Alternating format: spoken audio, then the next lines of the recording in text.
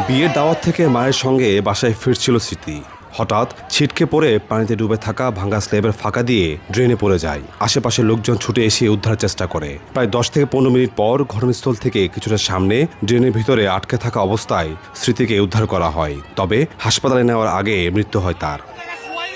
রোববার রাতে কুমিল্লা নগরীর ছোটরা পশ্চিমপাড়া ঈদগাহ এলাকায় ঘটে এই মর্মান্তিক ঘটনা। ভারী বর্ষণে সড়ক ও ট্রেন পানির নিচে তলিয়ে যাওয়ায় এই দুর্ঘটনা বলে জানায় শিশুটির মা। উপর দিয়ে যাইতে লাগিয়া আমার হাত ফসকে পড়ে গেছে, ধরার সুযোগ পাই নাই।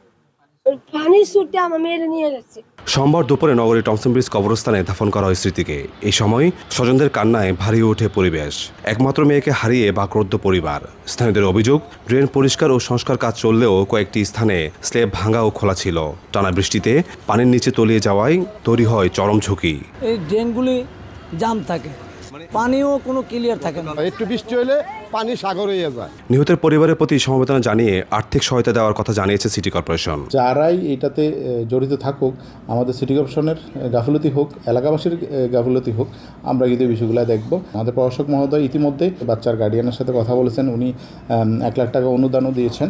কুমিল্লা সদরের বদরপুর এলাকার একটি স্কুলে 2য় শ্রেণীতে পড়তো 8 বছর বয়সী মাহফুজা আক্তার স্মৃতি। ইশতিয়াক আহমেদ, সময় সংবাদ, কুমিল্লা।